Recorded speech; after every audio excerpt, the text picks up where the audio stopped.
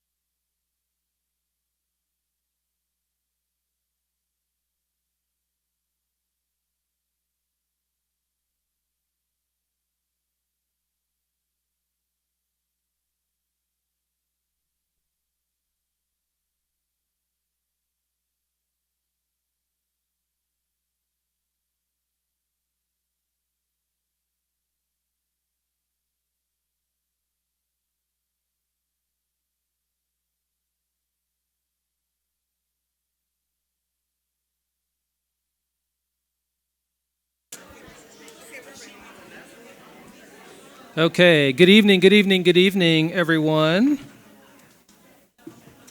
Good evening. Welcome to the KCPS Board of Directors meeting for August 12th, 2022. We'll call this meeting to order. June, will you please call the roll? Mr. Abarca? Ms. Buckner? Here. Ms. Cortez? Here. Ms. Ford? Here. Dr. Jones? Present. Ms. Wolfsey? Here. Mr. Hogan? Here. Thank you, June. And the agenda is approved by acclamation. Great to see our community out tonight in full force. It's a beautiful thing. June, will you please do a review of the old action items? The old action items, less the ones from Saturday, have been fulfilled. Awesome. Thank you, Dr. Collier and your team for that. And Dr. Collier, we'll turn it over to you for announcements. All right, thank you, Board Chair Hogan, board members, staff, and community. At this time, I would like to share an update on some of our announcements. We can go to the announcement slide, please. Or I guess I can turn it. All right. I first want to acknowledge, looks like it's going the wrong direction now. I first want to acknowledge our 2022 Planning Excellence Award. The Kansas City Public Schools Repurposing Initiative is a recipient of the American Planning Association 2022 Planning Excellence Award. The award recognizes how planning is essential to addressing desires, needs, and challenges within a community. The award evaluators were impressed with how KCPS works intently with its communities when going through the repurposing of former school buildings to ensure that any new development provides a benefit to the community. Jesse Lang and our consultant Shannon Jacks led our KCPS repurposing efforts, and so we want to acknowledge them and congratulate KCPS for this award. Congratulations.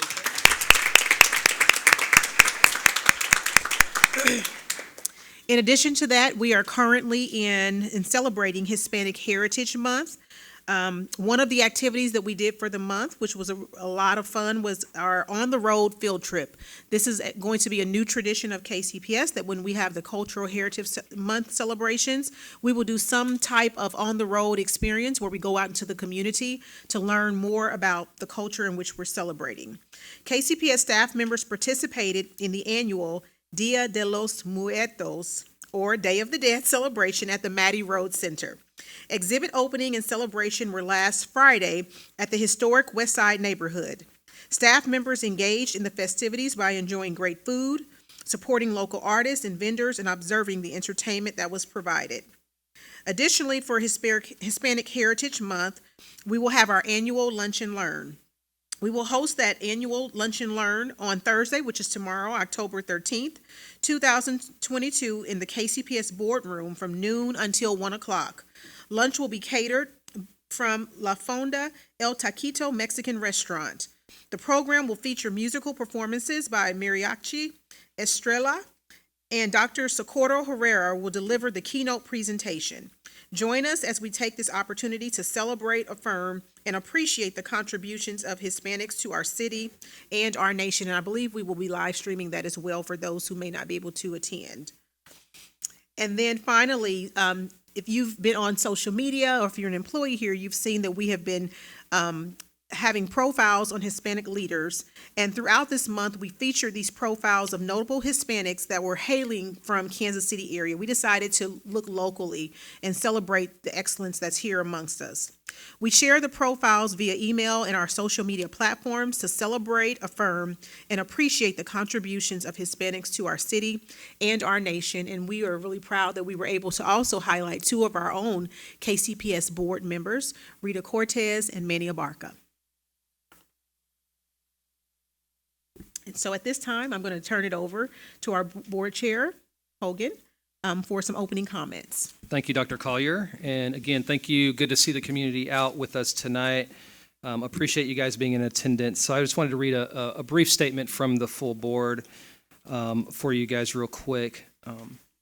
So increase student engagement, student achievement, and enhance the student experience. I kind of want that to sit there for a minute. increasing student achievement and enhancing the student experience.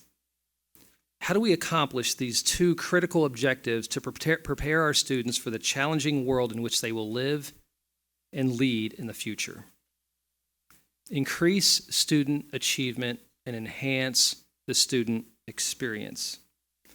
These goals take committed and focused effort from our teachers, staff, administrators, students, parents, our board, and our community. And they require that we better focus and align our resources to support our community and accomplish these goals. We approach our work with a sense of humility and responsibility at this important time in the history of Kansas City Public Schools. KCPS, in close collaboration with the board and our community, has spent the last 3 years working on our long-term strategic plan, agonizing over every detail, and engaging a broad range of stakeholders. We've been listening, we've been learning, we've been adapting with each engagement as new information comes in, and we will continue to do so as any plan can be continuously improved. Blueprint 2030 will not just be a plan on paper. It's our collective strategy and implementation framework for the future of our district. It's our path forward. As our KCPS leadership lays out their recommendations tonight, we must remember the most important part of all of this time and effort, our students. Not just our current students, but those students who will walk the halls of our schools in the future. The decisions we need to make to achieve our fundamental objectives of increasing student achievement and enhancing the student experience demand we keep our students top of mind. Without prioritizing our students, our district fails. Without being nimble, we fail. Without accepting reality, and carving out our own destiny for the future, we fail. However, with our kids at the center of every decision we make, no matter how hard, and incorporating the community in the decision-making process, together we will succeed. Decisions around facility consolidation and repurposing must also center our students as we seek to increase student achievement and enhance the student experience. While that may stand out for some today, or what may stand out for some today are the recommendations around consolidation and repurposing some of our schools, what we aim for at the most fundamental level is to focus more of our precious human and financial resources to the classroom. Why? To best prepare our students to thrive in an ever-changing world. Today we have too many facilities which demand ever-increasing investment to effectively deliver the full complement of educational and extracurricular opportunities that drive student achievement and enhance that student experience. The status quo is not an option. The recommendations you will hear tonight reflect a path to accelerating academic achievement and enhancing our student experience. These steps weigh heavy on all of us, but as leaders, Dr. Collier, her team, and this board can't run from them. Instead, we will thoughtfully run towards them after additional community input in the interest of developing sustainable solutions that ensure that our students are confident, capable, and future ready. When implemented with fidelity, we will create an environment in which Dr. Collier's academic vision can be realized with fewer hurdles and deeper classroom resources. The history and pride behind each school makes every decision difficult. Over the next 2 months, we want to hear from all of our KCPS community, as we have for the last 3 years. We encourage you to share your ideas and your feelings. Our board wants to learn from you so we can improve a final Blueprint 2030 plan that increases student achievement and enhances the student experience while reflecting our community's hopes and concerns. We ask that you come to the table with an open mind and from the perspective of not just our current students, but future ones as well. Open, honest, and practical conversations is what will move us forward. I want to say thank you in advance to Dr. Collier, this board, our district staff, our teachers, students, and community at large for your constructive feedback, for the pride you feel for our district and the shared vision to do what's best and what's right for our children, now and in the future. And Dr. Collier, with that, I'll turn it back over to you. All right, thank you, Mr. Hogan. We're going to go ahead and just dive right into the presentation. And I guess I'll take the clicker. That way I can.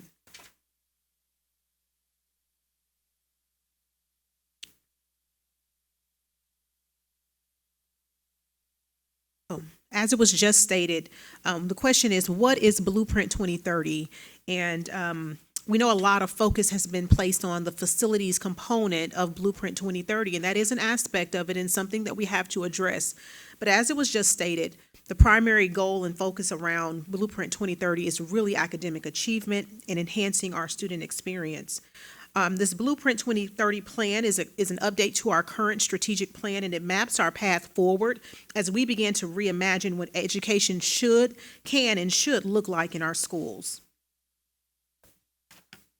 Here you can see our Blueprint 2030 journey.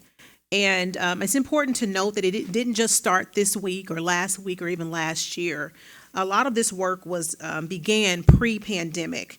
And so first phase of this, which was a lot of research and analysis, that began prior to the pandemic, and it spanned through spring of 21. Phase 2 then was our goal setting component, and that happened during spring of 21 through winter of 21-22.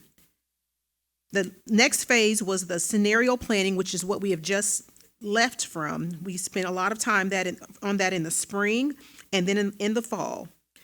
Where we currently sit now is phase 4, where we are providing recommendations. Once we move beyond this phase and there's a decision that's made, we will then move into our phase 5 implementation. However, this past fall, we thought it was important to begin instituting and putting in place some of the academic vision to pilot, to learn from in our schools, so that as we prepare to expand at scale, that we can take from those learnings and apply that across our school system. But fall of 23 is when we plan to begin to fully implement on the Blueprint 2030 academic vision. Then phase 6 is our evaluation period, and that will happen annually. That needs to be ongoing. We will be looking at indicators to let us know that we're moving in the right direction, and then we will respond accordingly. So that phase 1 assessment phase that I talked about, during that time, there was a lot of extensive research and analysis that took place. Analysis of KCPS schools, but also looking at taking a really close, in-depth look at our larger educational landscape. So we were looking at KCPS, but also charter schools and other schools that were within our community. And so there was a lot of learning that happened during that time frame. As you can see, there were several studies that were included in the assessment phase: that educational landscape study, Kansas City system analysis that took place, enrollment and perceptions. We had a couple outside entities that helped us with this research, Hanover and Mass Insight, that participated as well, providing information and data for us and informing our understandings and helping us develop and identify issues and needs, and then helping us develop an idea of how we would want to move forward. And we also included in that focus groups. It was important for us that we heard from our students, our parents, staff, and community. So once again, there was a lot of data and research that took place in that phase and really helped us map a path forward where we wanted to go as a school system. So then looking at phase 2, this is where we began to set goals and really determine where is it that we wanted to be as a district. So we shifted away from that gathering and analyzing and really getting a clear sense of where we were, and then we began to envision and determine where it is we actually want to go. What is it that we want to achieve and accomplish as a school district, and what is it that we really want to see happen for our students? And so you'll notice in that phase, there were community conversations. Many of those happened virtually. Some of that was during pandemic, and then also gallery walks, town halls for our community. We also engaged with teachers in the school, staff in the school. We had lunches so that our staff members could come in during their lunch period and have conversations around the plan and give us their feedback as well. We had meetings with neighborhoods and community organizations, and this is the phase where we also launched Request a Speaker, which is an opportunity for anyone in the community, any organizations can go on and request that someone from KCPS will come and visit that organization to share more about Blueprint 2030. And that option is still available. So also in that phase, we began to craft and work on a new mission statement. I don't know how many of you are familiar with the current mission statement. It's very wordy. We actually had a little exercise where we were asked to state the mission statement, and most of us could only state parts of it because it was very lengthy. And so we decided to go with the mission statement that really speaks to what it is we want to achieve and something that we can remember. And so this mission statement is upholding the promise of an equitable educational experience, so Kansas City students thrive socially, emotionally, and academically. In this phase, we also develop 4 commitments to Kansas City. The very first of those commitments is learning, and that has to be the priority. That is the most important of all of these commitments. We wanted to make sure that we really hone in on student achievement and effective teaching. We also looked at support. We know that we have to provide supports for our students if we want to position them to be successful academically. We have to make sure that we're also taking care of the whole child, some of those social, emotional needs and others. But we don't do that alone. Our current strategic plan states that schools can't do it alone, and we still believe that to be true. And so we rely on many community partners who come in and help support us in this work. The next commitment is around people, and we know this is very important. You have to have the human capital to make all of this happen. And so it is a priority of ours to have a caring, effective teacher in every classroom and effective leaders in every school. And then finally, this component of system. It's really important that we're looking at our system, making sure that we're operating with efficiency and effectiveness, and however we proceed, that we do it in a way that is sustainable and that will enable us to maintain accreditation.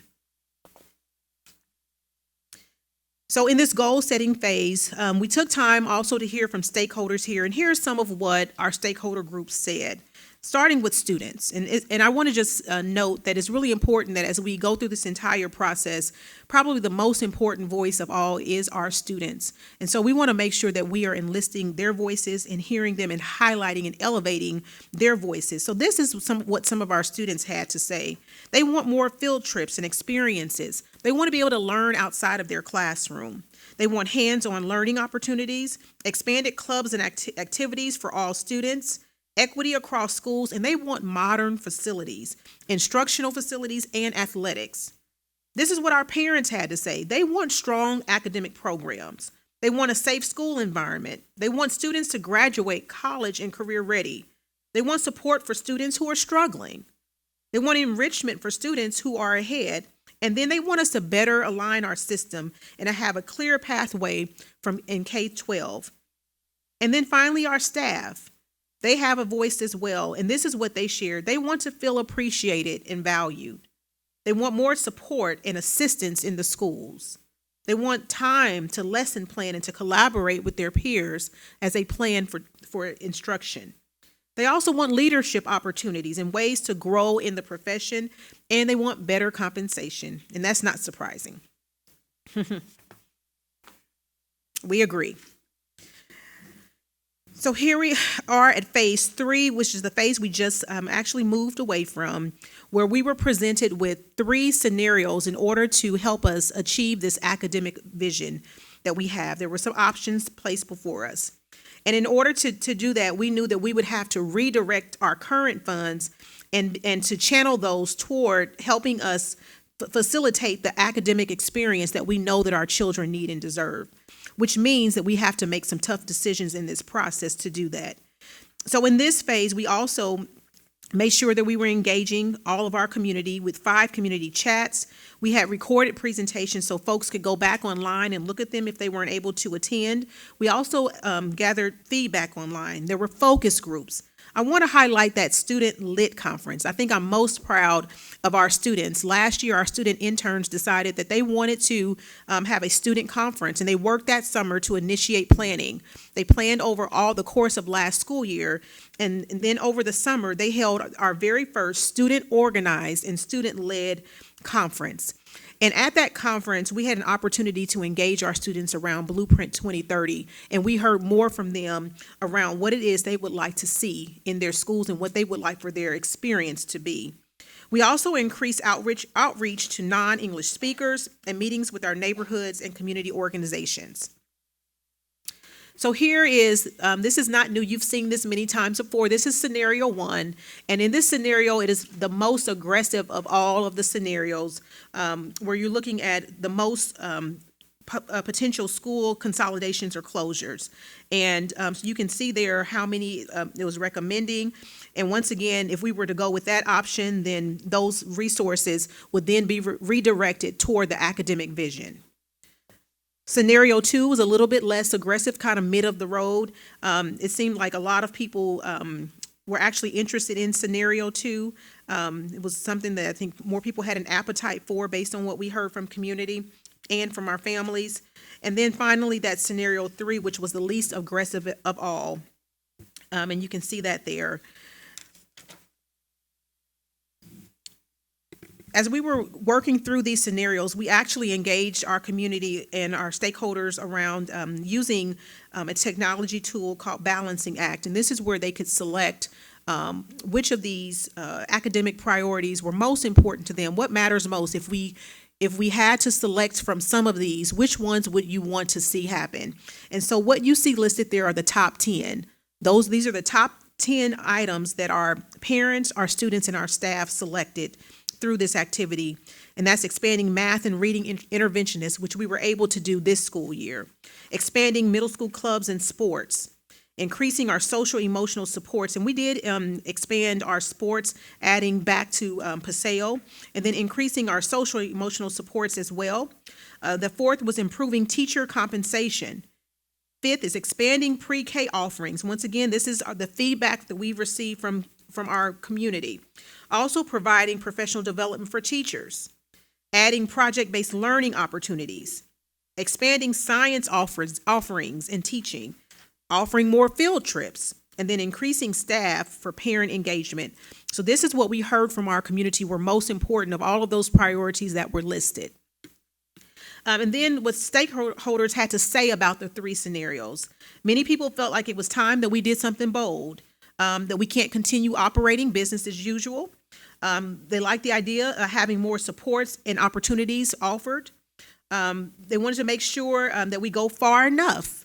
A lot of people are not interested in having to go through this process again. We know that it's not an easy process. There's a lot of discomfort in this. So it's not something we want to have to revisit again soon. And so some people said, let's go far enough.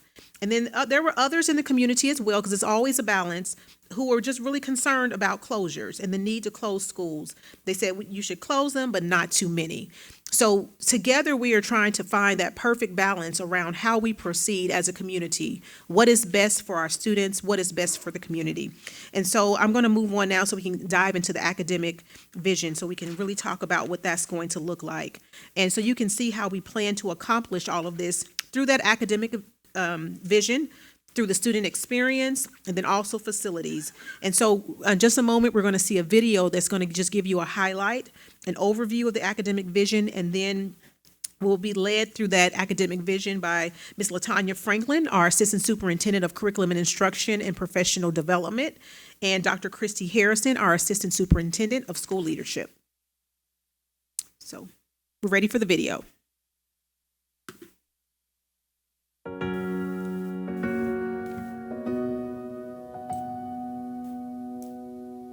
We live in a rapidly changing society. Research says that 40% of the jobs that our current 5th graders will be employed in when they are 30 years old do not exist today. How will Kansas City Public Schools prepare students for the future? The academic vision serves as a blueprint for how KCPS will enhance the student experience through several phases of implementation of academic initiatives that will prepare our students to be future ready. In addition to receiving the core curriculum in reading, writing, science, and math, Kansas City Public Schools students will demonstrate the knowledge, skills, and real-world competencies to navigate their careers and lives. Initiatives such as project-based learning, in which students learn by actively engaging in real-world and personally meaningful projects to solve complex questions, problems, or challenges. And STEAM, which is the acronym for science, technology, engineering, the arts, and mathematics, where students gain an understanding and appreciation of the arts and help students develop the skills necessary to be innovative and contribute to society through the other 4 disciplines. And culturally responsive teaching, to connect students' cultures, languages, and life experiences with what they learn in school. The incorporation of STEAM, project-based learning, world languages, elementary science labs, college and career pathways at the high schools, social emotional wellness, the arts, real-world learning, and culturally responsive practices will work together to create and sustain culturally affirming classroom environments that produce students who graduate as critical thinkers and change agents in our world.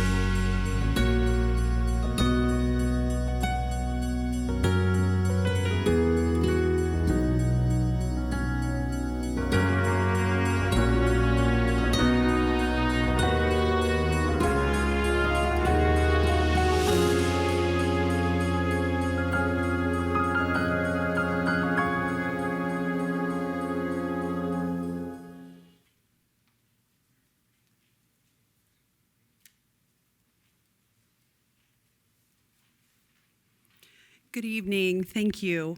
We are excited to bring you the academic vision of Blueprint 2030. We believe that our students deserve the very best opportunities.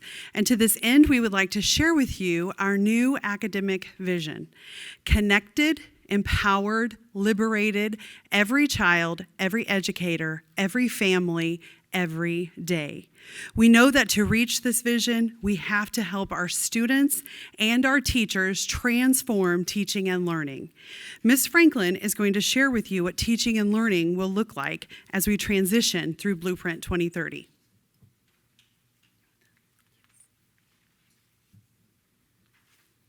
Thank you, Dr. Harrison, and good evening, everyone.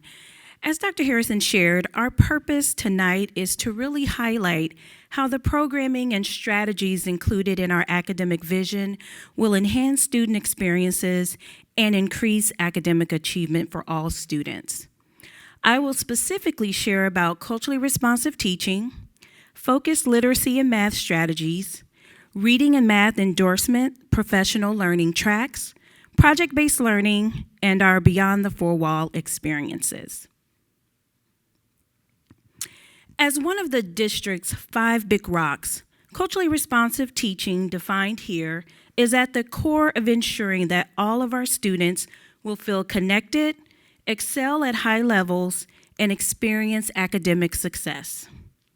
Unlike more traditional teaching methods, culturally responsive teaching practices allow students to more actively engage and take ownership of their learning. So what does culturally responsive teaching look like? It looks like awareness, teachers and staff learning what culture really means, exploring beliefs and biases, and studying how the brain learns. It's learning partnerships, teachers partnering with diverse learners, building trust and rapport, and holding students to high standards. It is information processing, expanding students' intellective capacity, increasing brain power, so they can engage in deeper, more complex learning. And it is community building, creating supportive, welcoming, safe environments, making a space for student voice and agency. In our district, many students are from one or more marginalized groups who are often underserved and may underperform academically. Through culturally responsive teaching practices, each student and what they bring to the classroom is seen as an asset and will be used to accelerate their learning. So where are we now? We've already started this work with several key initiatives. The kickoff to our district and community culturally responsive book study has been a huge success. It has been the first step to building awareness, starting the learning process, and engaging in rich discussions. The curriculum audit will identify strengths, opportunities, and effectiveness of our curriculum and our curriculum resources. Culturally responsive culturally responsive libraries have been purchased for all of our K-6 classrooms, so students have an opportunity to see themselves reflected in the books that are in their classrooms.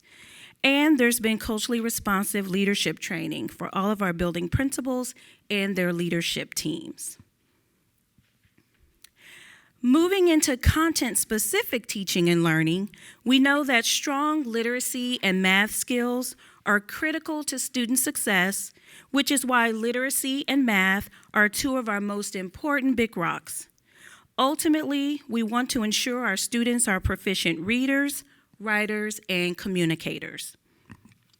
We also want to ensure that they have the math knowledge needed for any college or career path they choose. Our focused literacy strategies this year include academic language and vocabulary, ensuring that academic language and vocabulary is embedded throughout the curriculum and emphasized during instruction. There are key, specific academic terms that every student should know. And close reading strategies. Close reading strategies will allow students to engage in multiple reads of complex text so they can extract meaning and engage in discussions. Our focused math strategies include incorporating literacy into math, K-12, integrating literacy into math with explicit teaching of math vocabulary, and embedding opportunities for writing and discussion. Through the Reading and Math Endorsement Professional Learning Tracks, our educators engage in professional learning that is aligned to our literacy and math priorities and designed to provide educators and administrators with deep knowledge to become literacy and language experts in the science of reading, more knowledgeable about best practices for math instruction, and ensuring that they are better equipped to support our English language learners. Teachers will also receive a special endorsement for completing each of the professional learning tracks. And then you can see the sessions that teachers are participating in right now.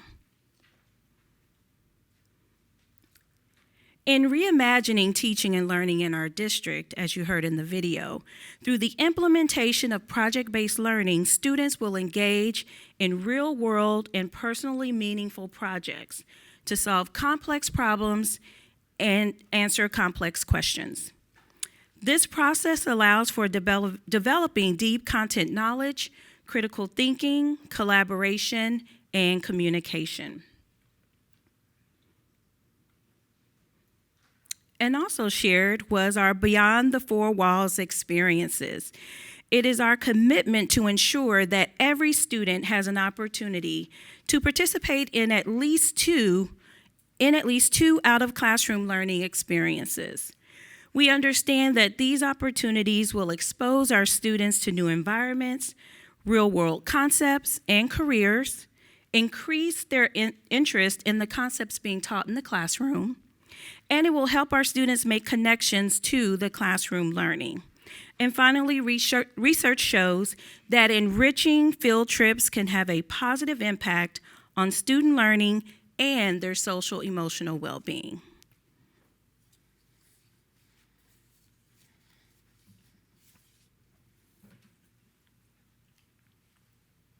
While we enhance teaching and learning, we also want the experiences that our students have to be world-class. In the elementary school, we will have science labs with dedicated technicians in every building, providing hands-on opportunities for students to explore scientific phenomenon they learn in the classroom. We'll also have world language classrooms across our elementary schools to begin exposure and language development beginning at kindergarten. We will further expand our strings and winds programs in our instrumental music expansion. We will strengthen our STEAM opportunities by expanding on arts and ensuring that every elementary school has a dedicated space for things such as robotics, virtual reality, and other programs that will not only help our students become future ready, but begin to unlock curiosities within them, leading to their own passions. Our secondary students will have enhanced experiences as well. They'll begin to develop a 4-year course of study, helping them to choose from one of 3 pathways at their high schools.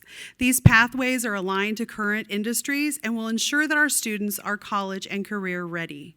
We will continue that music expansion by ensuring that all of our high schools have marching bands again. Our secondary students will have additional opportunities to increase their linguistic skills as we expand the world language opportunities. We will also implement competency-based learning, allowing students to show what they have learned through a set of competency skills. We will also begin to align our grade configurations across the systems to lessen the transitions in our system. So you'll see our elementary schools will move to pre-kindergarten through 5th grade and pre-kindergarten through 8th grade, our middle schools 6th grade through 8th grade, and our high schools 9 through 12.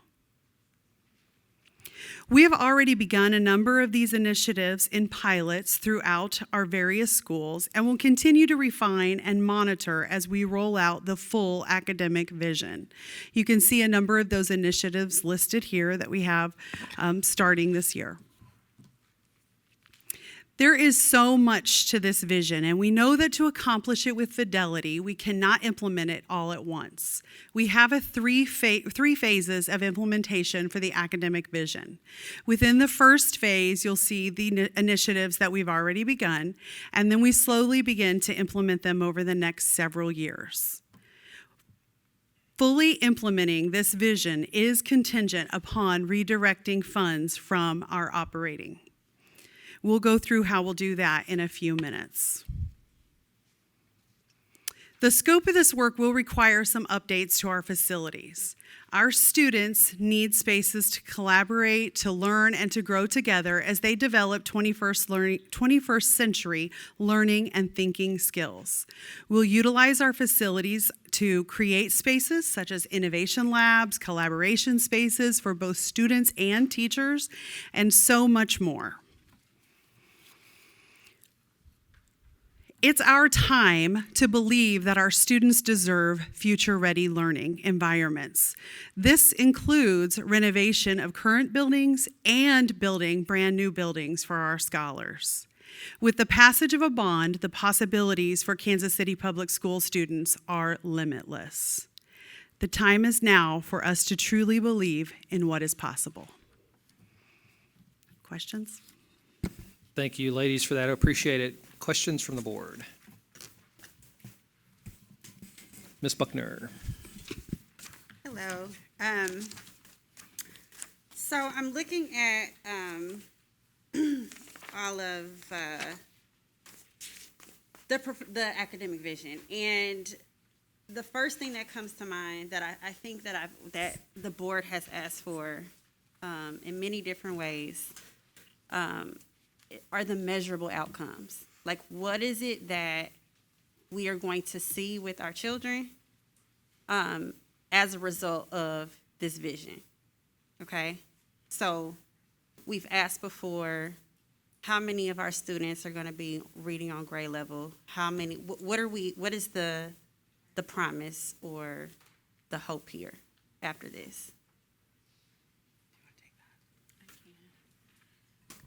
It's my understanding that the specific measurable outcomes will be shared at the upcoming meeting. I think the purpose for this session was to really highlight the academic vision and what was going to be shared through Blueprint 2030. There are some goals and measurements that are outlined in our in the goals document, and I'm not sure if Jesse, if you have that. For each of the areas that were listed, there are some measurable goals and some expectations for student outcomes. So around reading, I think we said that by 20, and you have to correct me if I'm wrong because I'm going off the top of my head right now. Here, I'm not going to go off the top of my head. I'm going to let Jesse read from the document. That way we can know what they are. So some of the stated goals in the draft plan so far The first one, by 2025, 60% of KCPS third graders will be reading at or above grade level, as measured by iReady or district-approved universal screener, increasing to 80% by 2030. Another goal, Goal 1B, by 2025, 50% of students performing below grade level will attain their annual growth goals in reading and math as established by student performance on iReady or district-approved screening, increasing to 75% by 2030. You said this was a draft that has not yet been shared, or? Yes, it's been shared. Last spring it was shared. Yeah, so these were part of the gallery walk phase, where people were able to give feedback on the draft goals that are in the document. So as we've been talking about this academic vision, when we talk about like a clear line of how this vision and school closures, like what the clear line is, this is what I'm asking for, the clear academic outcomes. And so I think it would be helpful to, as we talk about a vision, have the goals presented as well with this. Yes. Ms. Cortez. I'd second what you just said. Sorry, I didn't get that. Oh, Ms. Ford? I third it, but then I would also just add, I know so we're starting with the goals. These are more of activities or strategies to address the goals. I would also maybe add in with this outcomes that we anticipate. So you can see like the full through line with all of these to be more of a strategic plan. And if I could ask one more question, there were some items that we are expecting to start with. Are we able to speak to the reasons why we're starting with certain activities first? You're referring to the pilots? Correct. Yes, so we looked at current staffing that we had. Also, we looked at the feasibility of actually instituting some of these pilots, and that's how we made determinations around where we would have pilots for this current school year. And once again, the purpose behind that is to make sure that we actually learn from those experiences before we move at scale and spread it to scale across the system, to make sure that we've kind of worked out any kinks or any issues through that piloting through this year. So we are monitoring that. And then the third piece that I have with the academic vision that we're thinking is on the human capital side. And if we have the people that we need, are we anticipating more of a need to be able to implement what we want to, especially out of the gate, the initial components of human capital? I definitely think that there are going to be some human capital work that we'll have to do, especially when we look at the instrumental music beginning at kindergarten, and it's something we're already looking and talking about.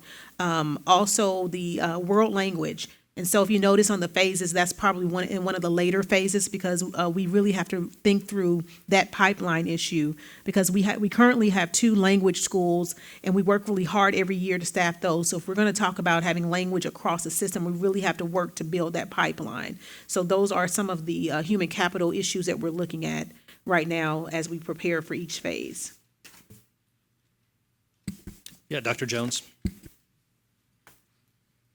So thank you all for sharing some of the feedback that you got, and I know y'all kind of aggregated it over the past few years, and you aggregated into those quotes. But can you speak briefly to what have students said when you ask them what kind of experience they want to see? What are some of the things that you heard from them?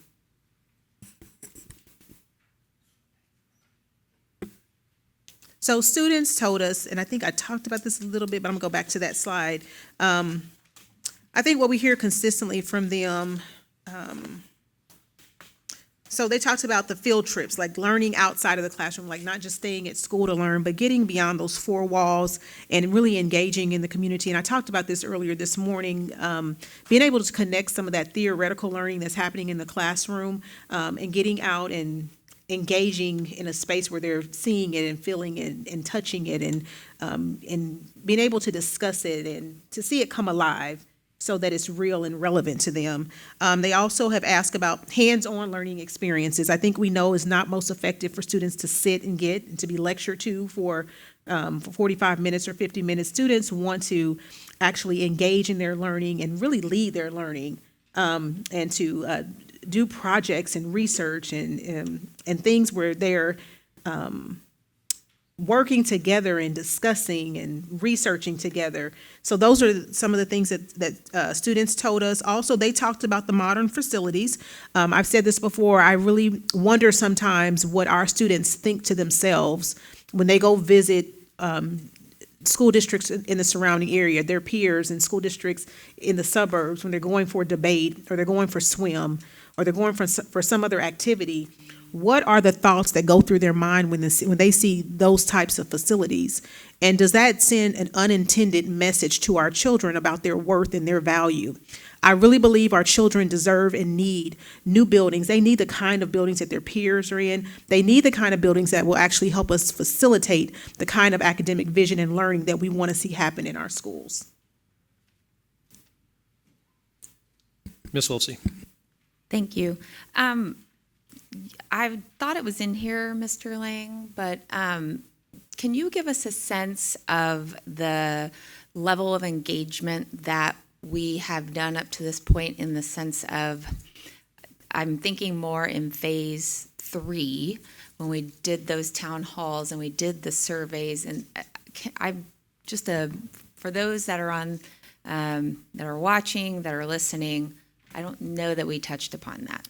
Yeah, so we've been stating 18,000 touch points, so it really has been a learning experience throughout this, because you always want to improve your outreach of who you're reaching. But specifically in that phase, something that worked well, not only talking to the students, but being able to survey students. So for student surveys, we were able to push them to all the devices for our secondary students. So it was already there for them to take that, and we got really good feedback in addition to some of those focus groups as well.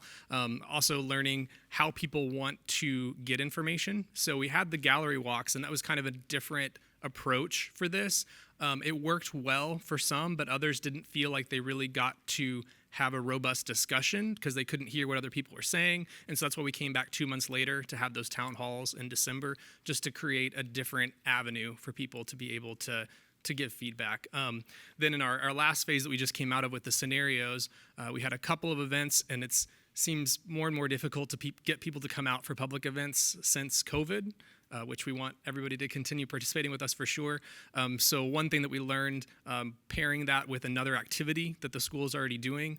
So our first 2 events were okay participation, not what we wanted. Our second 2 were full houses, because we paired that with a student event, and then we asked parents to stay. And so little by little, I think it's definitely been improving, but in total, we've been saying 18,000, definitely looking to continue that reach as we move into the next phase.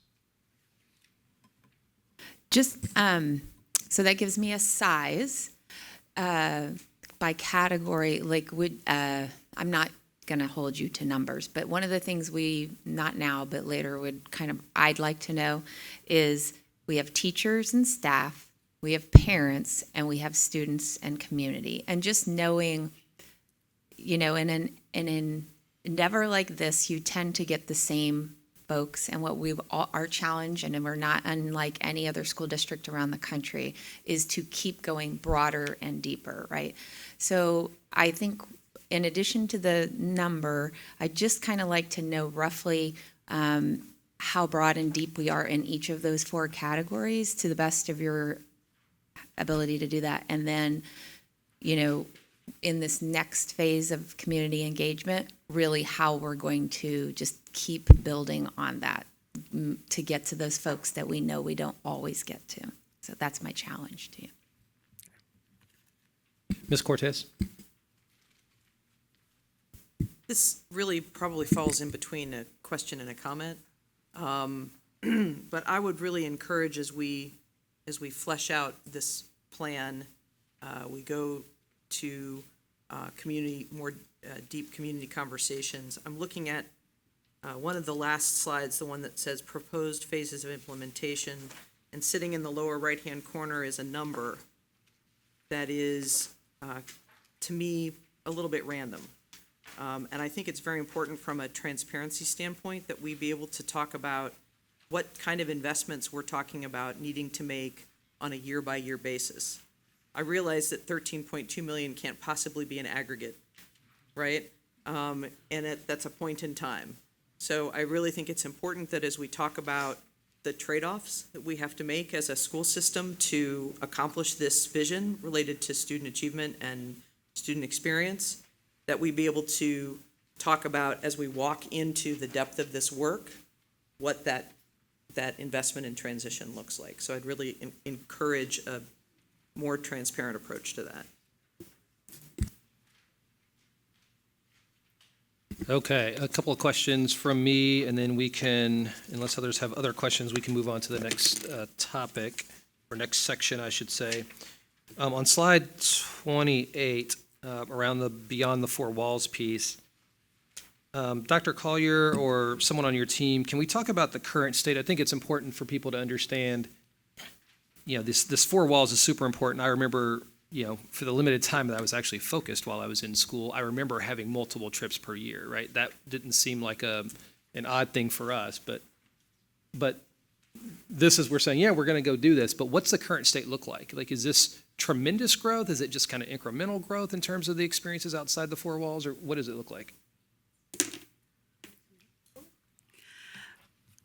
Currently, we have field trips in our school, but they're not system-wide field trips where our students have an equitable experience. Every child gets the same experience. They're really up to the school, up to the classroom teacher, even at times, to determine what trip they might take the student on or where they might go. So that could be dependent on the skill level or the interest level or the ability of that particular environment. And so as we think about that, this activity here is really going to be one that I think raises that bar and connects it back to the learning that's happening in the classroom, so that it's not just a trip that is, because it's something I think is really cool, but it's also something that is really connected and making that learning at a deeper level and helping to really solidify that for our students. So I think I don't think most of our grade levels go on 2 field trips. I think we would be best to say that 1 would be, a good number if they get that. So I think this would be a big jump. And I would just add that these are just the guarantees that, at least 2 a year each semester tied to what they're learning in the classroom. But if teachers or schools want to go above that, we welcome that. We just want to make sure that we're guaranteeing those 2 consistently across our system at every level. So was it, I don't know how we got here, whether or not how we got here is important, other than to say, I get the balancing act that probably happens between central office and our schools and wanting to give principals some level of autonomy, and maybe even teachers some level of autonomy to sort of do their own thing. But to the extent that you can standardize some of this stuff across the entire system, I think helps address some of the inequity pieces that you're talking about. And so I'm glad to hear that. It makes me sad that it's, some schools, some students aren't getting any at all, of course. Okay, on slide 31,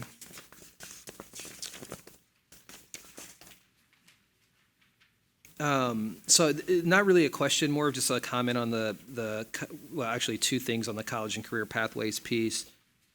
I know we're talking 2 common across all schools. We're talking about adding a 3rd that's different from, with each school. I would just encourage us to, is it enough? And I know it's hard, right? You can't go do 10 different pathways. It doesn't even make sense to do so. But to the extent that we can get really creative about offering more of those opportunities to our kids. I mean, for me, it's the ultimate goal. It's what we're trying to drive towards, is giving kids the ability to go be successful in college and or the career of their choice. And the more exposure they have to different topics, the more likely they are to find their passion earlier in their life, and they won't be doing the Nate Hogan thing and pivoting at 48, right? And so just a point of encouragement. And then I guess my final point that's related to this topic is, and I know that I'll sound like a broken record, and I talk about this constantly, but I think in order for us to realize the promise, which is college and career ready, we've got to do more than put slides and information out around our business partnership. We have to operationalize that and make it core to what we do and how we build these relationships with industry.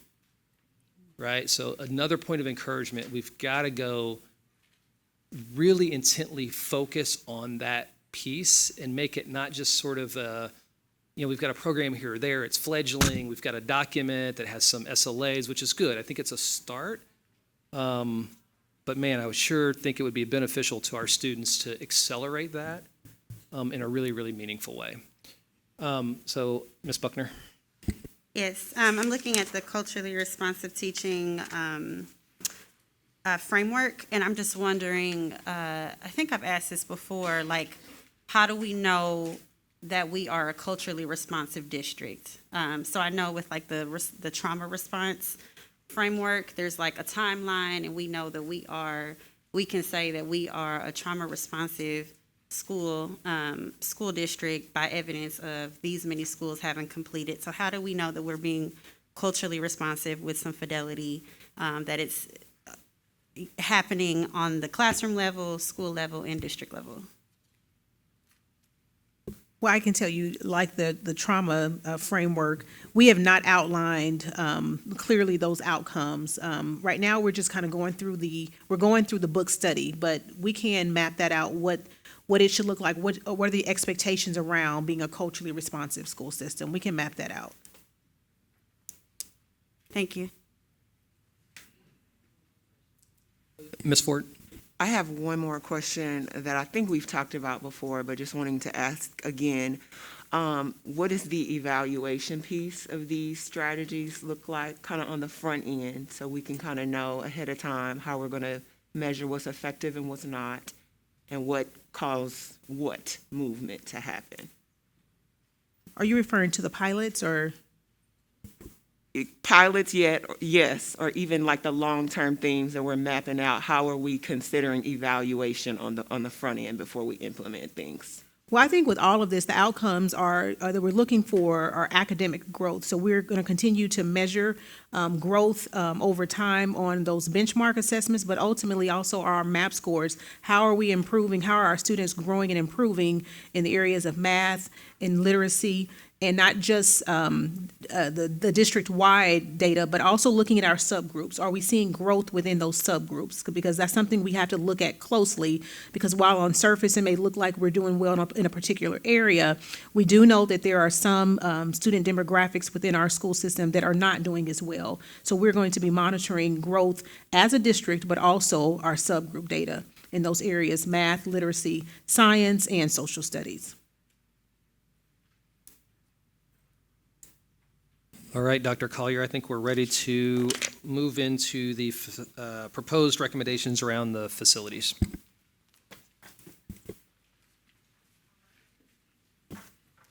At this time, I'm going to ask our consultants from MGT that are here with us this evening to, try to get the names. Dr. Michael Razor, he's Senior VP Education Solutions with MGT, and then also Dr. Lamont Brown, who's VP of Organizational Solutions with MGT, that are here with us this evening. So I'm going to turn it over to you at this time. Great, thank you. We're excited to be here today, and thank you for having us. My name is Lamont Brown, the Vice President of DEI Solutions within our Organizational Solutions team at MGT. I have more than 20 years experience working in equity.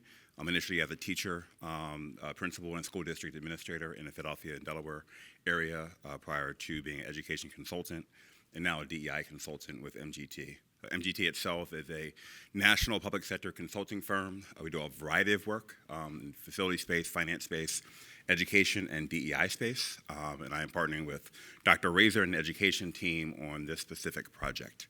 You can see on a slide some of the vast capabilities that we have that we've conducted for many, many clients across the country, including a significant amount of experience in school systems and in the state of Missouri.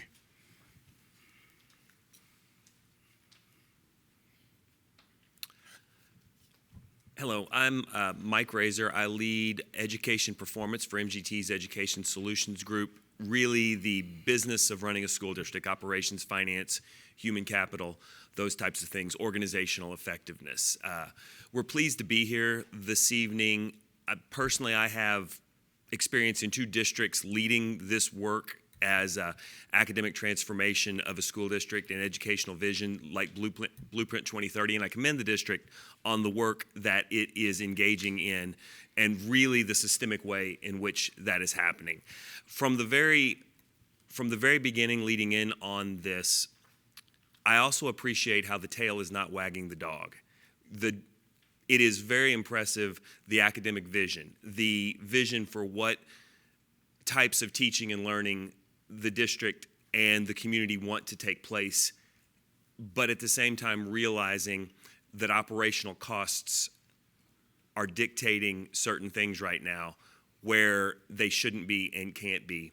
And a district that has had historic declining enrollment over a period of years has to make changes to just be the most academically solid and the most systemically solid district that it can be. And I want to, as Dr. Brown shared, I want to just share with the board and the community that the decisions we're making are viewed with an equity lens and also a lens of effectiveness over efficiency. Efficiency is very important, but school districts aren't measured on efficiency, they're measured on effectiveness. But along with effectiveness, there is a measure of efficiency, but it's not the only thing. So a very high-level overview of the proposed recommendations, and then we will go into them in a little bit more depth. So 27 of the 37 buildings in KCPS schools are recommended for continuation. 10 are recommended for closure or conversion. 6 of those sites are to be repurposed. 4 for KCPS use, 1 to become a middle school, and 3 for other uses. And 2 are recommended for establishment or creation, new construction, major renovation. Before we go any further, though, I want to again remind you the decisions and the factors that have went into place and have been discussed and poured over before these recommendations were made. So from a operational standpoint, enrollment, recruitment, retention of students in the district, equity, as we mentioned, demographic trends, enrollment trends, the condition of the facilities, the operational costs, the geographic location, and the academic performance of the schools. However, I want to reiterate something too. Buildings do not have academic performance. Students in schools, the teaching and learning in schools are what create academic performance. So some of the decisions, some of the recommendations we're making might be shifting programs that are more successful than others, but it's being done so in a manner to make sure that the district is running in the most effective way possible. So a quick summary of the key. So as we're going through this, it is apparent what we're seeing. If there's a check mark, that is a continuation, a square closure. A conversion is a symbol with the arrows of conversion, and then a reopen or a new school is a addition mark. I'll give you a chance to just digest this. I'm not going to read a list of 27 different buildings, but give you a chance to go through and look at the schools that are recommending for continuation. The one thing that I would ask that you notice as you look at the check marks is there are check marks all over the district. There are not parts of the district that are being singled out for closure.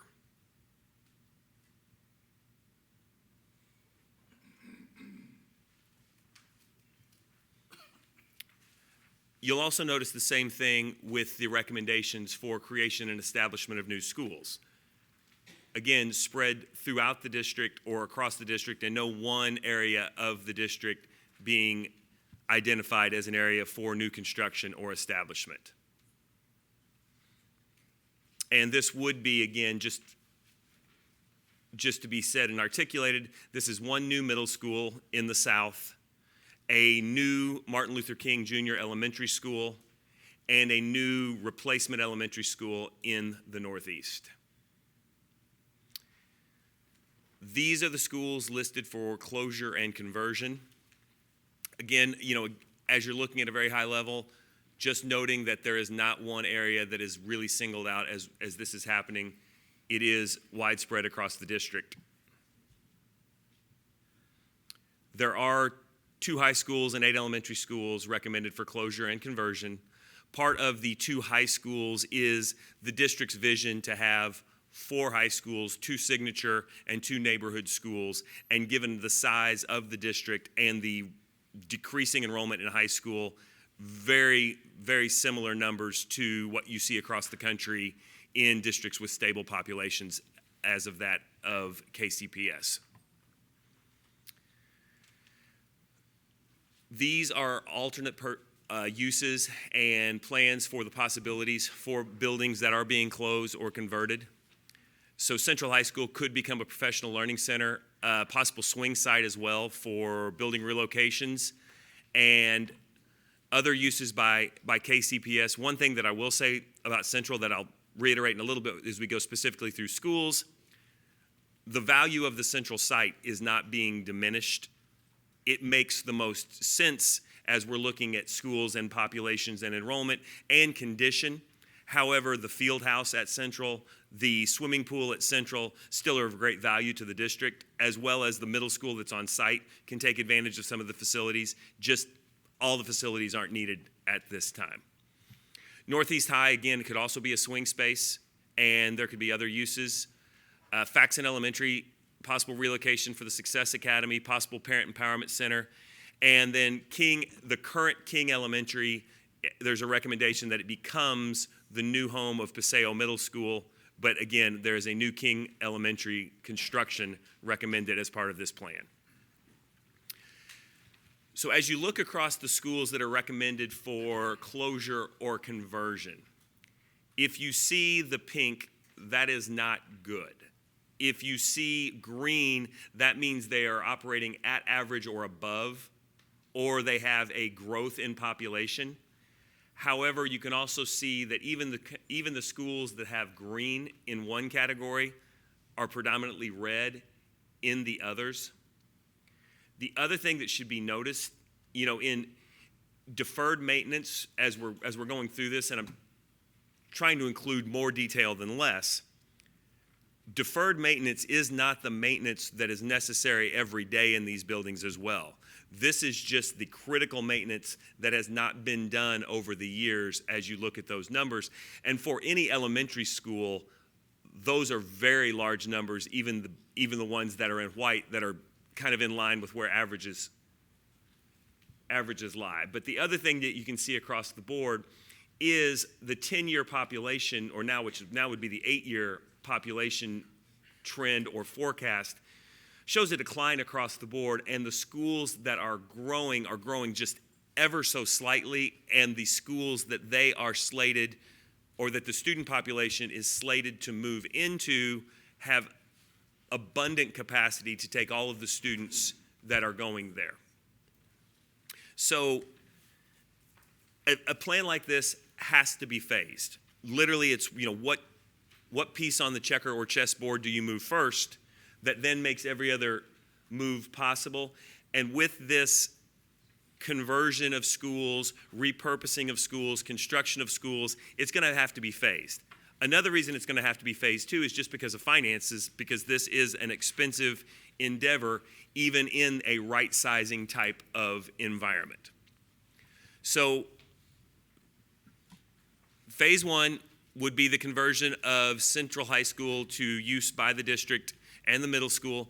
You can see some of the facts here. This is a comprehensive high school with an enrollment currently of 472 students. The 5-year enrollment trend shows that dropping. Building score is not good. Deferred maintenance of over $14 million. And across the district, there's a reduction in high school student enrollment. You don't need the number of seats that you currently have, and moving forward, it will be even less. The only thing about Central that I will say is this is a building that had major work done to it in the 90s, and for people like me, that seems like yesterday, because I went to college in the 90s, and that was 30 years ago. So, and with deferred maintenance and the declining population, The construction that was done at the time probably wasn't a build-to-last kind of construction, even though it was new construction. So it's not kept up as well, and the building is tired. The other thing that I will point out about this that we haven't mentioned is students that currently attend Central would transition to Southeast High.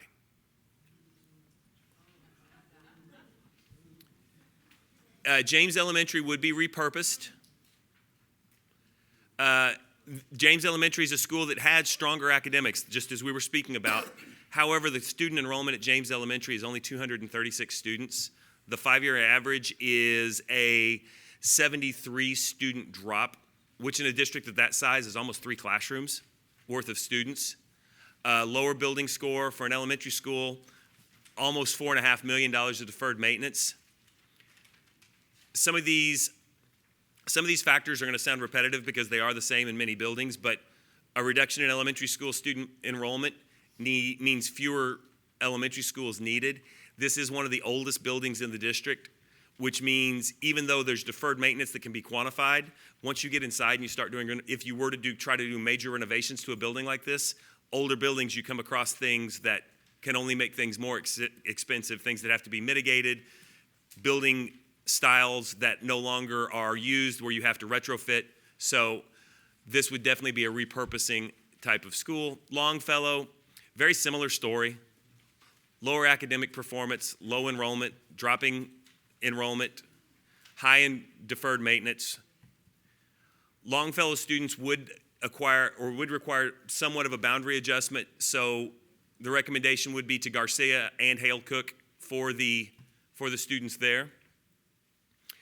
Troost Elementary, again, lower academic performance, low enrollment, major trend of drop in enrollment, low building score, very high deferred maintenance for a school that size. Students who attend there would attend Hartman and Banneker as part of the recommendations. Those are the phase 1 recommendations. Phase 2 would be the repurposing of Whittier Elementary. Again, a bit stronger in academics, but low enrollment, major enrollment trend drop, low building score, high deferred maintenance. And once again, I will reiterate, buildings don't have academic performance. Students have academic performance. The teaching and learning that happens inside that building provide academic performance. But to a point that Dr. Collier made earlier, the type of environment that students go to school in can drive academic performance. And that is part of the goal here, is to create a district that is of the size that the most effective instruction can take place inside state-of-the-art buildings. Students who attended Whittier would be transitioned to Phillips, Garfield, Rogers, and Trailwood. Wheatley Elementary, lower academics, again, dropping enrollment, low building score, very high deferred maintenance. The students who attend there would be transitioned to Phillips and Rogers. King Elementary would be converted to Paseo Middle with a new construction of King. The enrollment, again, for the building currently is low. The enrollment trend is dropping. Building score is a little higher. Deferred maintenance is decent. The location of this building makes it ideal for Paseo Middle, again, with the construction of a new King Elementary School as part of this plan. Phase 3 in 26-27, the conversion of Northeast High to KCPS use, lower academics, dropping enrollment, lower building score, not the worst deferred maintenance in the world for a high school, but still a very high number as far as the actual number of $6 million is. It would, again, be a good location for a swing space, as other renovations were done to bring high schools up to speed, or other schools. So students would transition to east after it was expanded and southeast after it was expanded as part of renovations. Faxon Elementary would be converted. Again, major factors here: very low enrollment, deferred maintenance of a fairly substantial amount for the amount of students that are there, declining enrollment on top of that. The students at Faxon would transition to the new King Elementary along with students who attended King Elementary previously. Melcher Elementary, again, declining enrollment, very low building score, very high deferred maintenance. The students attending Melcher would also attend the new King Elementary School. So we walked through the timeline. This year, you can see, and I know that's small, but many of you have the handouts in your hand. But what I want to be apparent, and it's what we led in with, is the academic vision is what's driving this. It's why it's at the top of the timeline. So all of the steps that are being made through the operation of the schools, the bonding, the construction, it's all being driven by the academic vision. And the other thing that is admirable here, if the board chooses to go on this endeavor, is the length of the plan. And I think that is actually a compliment to the district and to the board. It shows that something's going to be implemented. So many times in education, we see it, we work in hundreds of school districts. There's this great plan, and a year later, it's fizzled out. Or there's this great plan, and it doesn't get implemented well. And I heard throughout the academic vision, the board had lots of questions about it, but there's a plan, and it's very well articulated what the district wants to have happen. And it's an actionable plan. The other thing that we see a lot too in what we do is districts have this, what I call the Disney World vision of what they want the school district to look like, but it's not affordable and it's not actionable. This is an actionable plan that you can see laid out very clearly for the next almost 10 years of in the fall and the spring, here's what we're doing, here's the direction we're moving forward with, and here's why we're doing it. The only thing that I will say is as you look through this timeline, there are parts of the plan that are contingent upon the bonds being passed. And that's the only thing that could potentially derail this plan is that if bonds were not passed as the plan was implemented. However, the first step in a successful bond is having a successful, well-articulated plan that you can then spread with your community and show buy-in throughout the community and be able to tell the reason you want the plan to be implemented.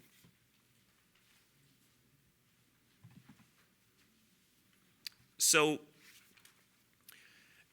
Dr. Brown and I are going to go through the benefits of the 2030 plan implementation. The first major benefit is that over $13 million in operational funds are being redirected toward the academic vision.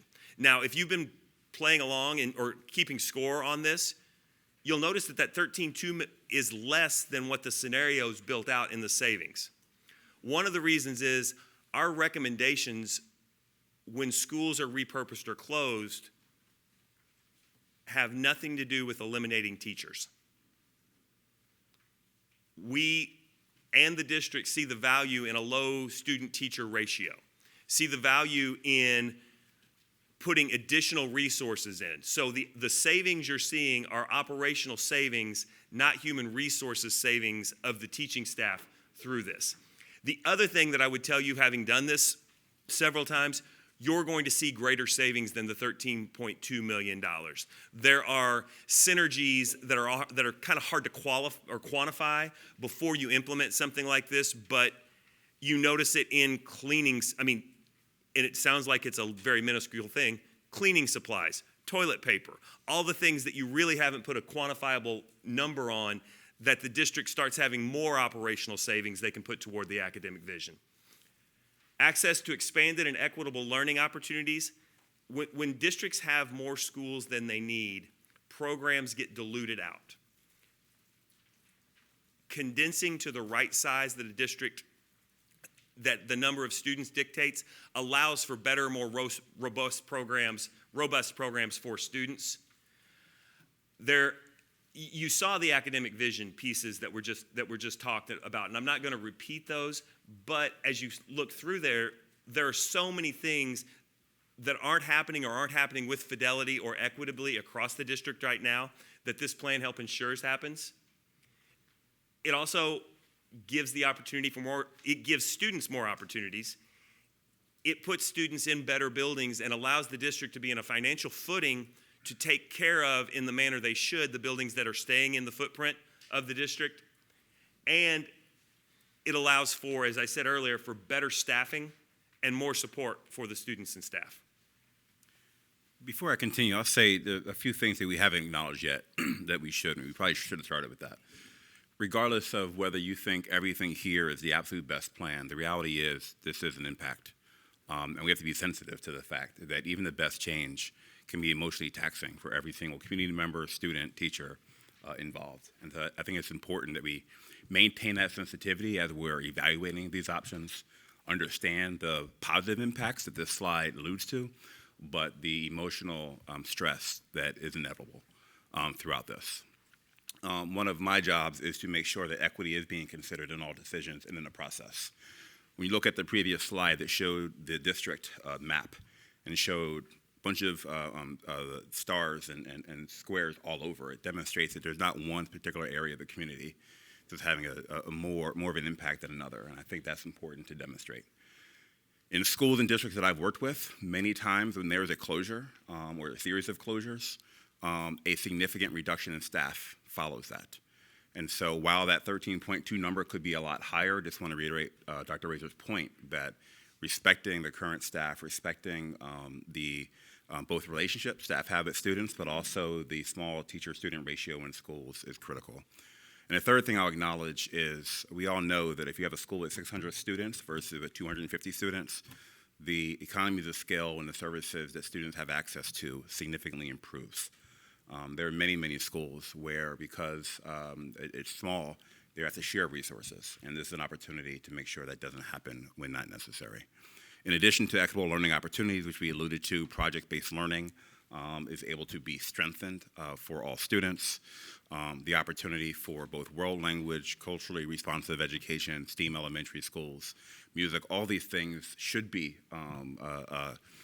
required aspects of all schools and aren't for the most part. And so this allows for that to really come to fruition. College and career pathways. One of the questions, which I respect wholeheartedly, is what is this plan? What's the impact of this? Anyone can have a plan, but if you don't know what the goal is or where you're going, you can see how it can get off kilter.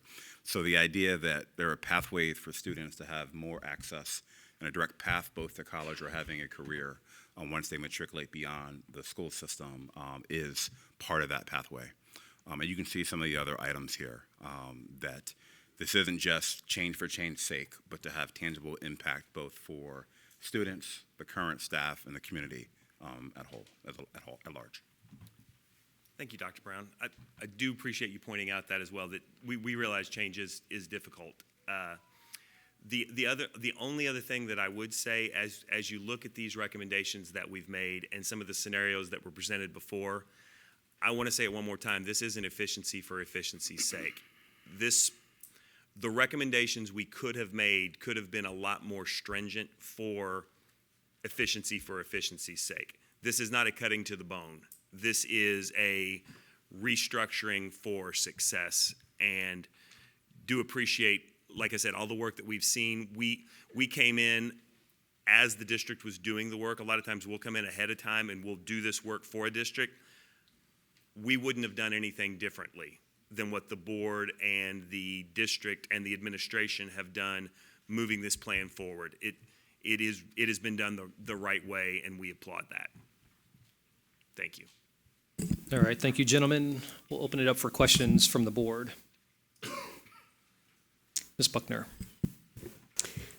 First, I just want to acknowledge that you are giving a very hard presentation to a room full of folks that care deeply about KCPS and this city and this district. But I do need to name for you that you said right sizing frequently. And so I think it's important that you name that is a very sensitive word as we went through this about 10 years ago. So when you refer to this by right sizing, I think that you should understand that that causes a pinch. And I ask that you are sensitive to that as you speak to our community about this plan. This is not right sizing. Okay? Yes, ma'am. So with that said, I want to just ask you about your analysis a little bit. Was were previous closings from 10 years ago and the disinvestment in our communities from a while ago considered in this analysis in regards to your mapping, or which schools were they taken into consideration? To be completely honest, not very much. And the reason I say that is, and I'm very sensitive to the histories of communities. And as we looked through today, we based it on the current footprint of schools that are in place and the condition of schools. Those were the main two factors that we were looking at: location, condition, and then enrollment of the area, especially when it came to neighborhood schools. One thing that I'm going to ask for is I would like an overlay map of the proposed recommendation with previous closings. I'm really interested in what this will do to communities at large. And I think that's important for our community to see as we engage in an engagement process for feedback.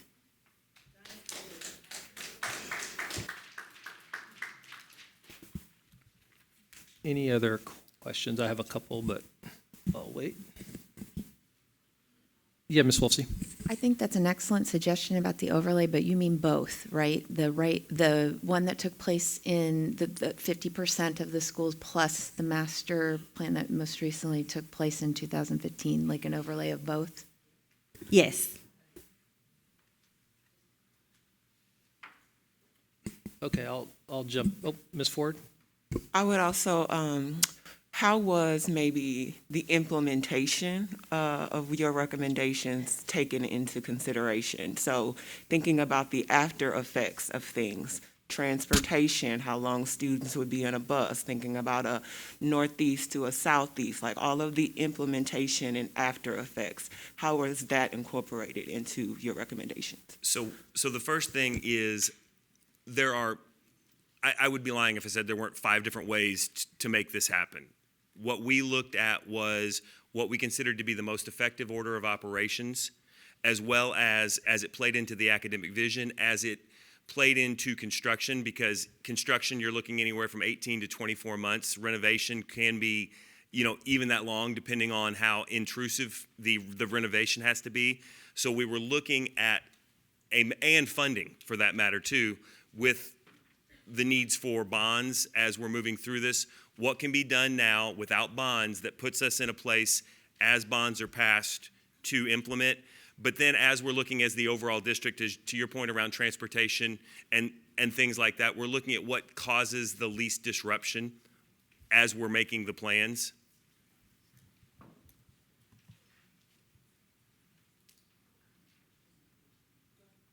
You want to wait? Okay. Okay, so there's no slide numbers on these, so I'm not sure how to direct you, other than to say the first slide after phase 1, which is on Central. So I don't know if you guys noticed, but there was a collective groan, right, in the room. And part of that is the geographic distance between Central and Southeast High School. So that it doesn't feel good, right? And I get it, but it just doesn't feel good. And so I think Dr. Collier, as it relates to that, and I know we don't have the transition plan in here, but are you comfortable speaking to some of the transition plan elements so the community can understand? Or if you're not comfortable, I think as we go sort of do the roadshow, if you will, around community engagement, that we embed the transition plan component into this so people can understand. It's not just Central gets repurposed, Southeast becomes the new thing, and then, hey, your kids get there. It's more thoughtful, I think, than that, and so I think it's important for people to know. Yes, we do have a transition plan that we're working on, so that we have staff members that are dedicated and assigned to all of the impacted schools to help us make sure that we are transitioning students, when we're transitioning staff and families. And so there will be some very intentional efforts as we're going through this process to make sure that we're helping schools merge well. We've thought through a lot of the variables that come into play when you're merging schools. I wasn't necessarily thinking of the distance when I thought of the merging of Central and Southeast. I was thinking some of the cultural differences perhaps that we would have to address. And so we have been talking about how we can plan for that, how we can be intentional about even partnering with folks in the community that can help us manage some of that. I don't know that we'll be able to do a lot to address the distance in this. However, I know that there are going to be, whatever that final recommendation is, there will be some boundary changes to address that, but yet and still, there will probably still be a greater distance for students to travel to school. But we are in that transition plan, going to do everything that we can to help all of our staff, our families, our students manage this transition and find their new home or their new school, and then helping the school that's receiving as well know and understand how to welcome and acclimate, and also honor the culture of the school that's coming in. So we're going to be doing some very intentional things around that, and I think part of that is having dedicated staff to that work. No, I appreciate that. And so on the distance thing, though, while I know we can't control that the schools are as far apart as they are, helping parents and students understand what we're going to do to make sure that they can get from their homes to Southeast, right? And just help them understand that. I mean, I know a bus is going to show up and it's going to take your kid, but let's talk about the student experience with the additional distance, right? Because it's not something we can avoid. And so I think it's just important for people to know, like, let's be transparent. Here's what the experience is going to be, and here's what we're going to try to do to minimize it in the ways that we have control over. Does that help? Okay. And then the other thing I'd say, and this is tough, I know. There's a component of the plan that's based on a bond. We don't have a plan for a bond, right? So the way we talk about this in the community is really, really important, and I think we need to be sensitive to the notion that we don't have a bond plan, which means we don't even know when we're going to go for a bond, which means your timeline is not super predictable as it relates to the bond. We are working on the plan for the bond, and right now we are anticipating a spring, April 2024 date is when we are anticipating that we will go for the bond. Okay, that's good, but I don't know that we have alignment between the district and the board on a bond. And I guess that's my point, right? Yes. So how do we need to get, and I know we've talked about this, we need to get together as the two groups and figure out, like, are we going to go there? And so I know you're working on developing the plan so that the board can kind of consume and absorb that and provide feedback. I would just say it makes the timeline really tricky when we don't know what that's going to look like. And I don't have any, unfortunately, I like to oppose and propose. I don't have a proposal for how we communicate it in the timeline, but it's something I think we need to have a conversation around. Sure. Okay. Dr. Jones. So this comment is really about what I think might be helpful when we come back and we propose these things in our next sessions and some of the community sessions. I know MGT, you guys talked about some of the benchmarking that you guys had already done. I think maybe putting together a composite of what a benchmark for a high school or a middle school or an elementary school. I know you have that. I've seen some stuff probably a year or two ago, but but down not just the facility accommodations, but also things like the types of experiences. When we look at some of our surrounding areas, what types of experiences are there students being able to take advantage of that we're not able to see? I've been a parent in this district for 6 years. My 2 kids, there has never been a year go by that one or both of them have gone, or that both of them have gone on a field trip. They did not have access at their school, and they're at a signature school. They have not had access to instruments for everyone in the school, definitely not languages in any of the schools. There's hands-on activities that are being talked about. They have not really had those chess clubs, debate clubs, things like that you might find in some of our surrounding districts. And so I think that information is important because I understand the concern that the community is definitely going to be impacted by these changes. And it's an emotional, it's not just a physical change.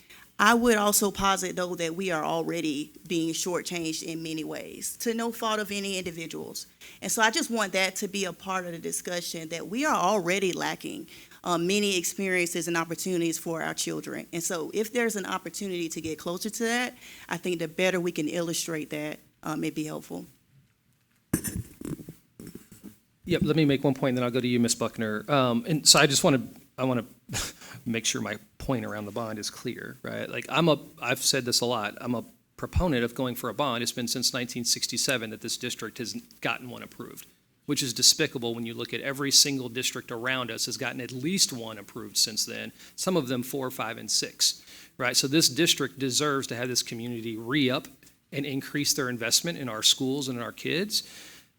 I just want us to be really thoughtful about how we go about that, so that when we go for it, we're not just kind of like maybe getting across the finish line, but that we're crushing it, because this community has a very clear idea of what that means for our kids, our district, and our city. So I just want to I don't want anyone to walk out of the room going, man, he's against a bond. I'm not.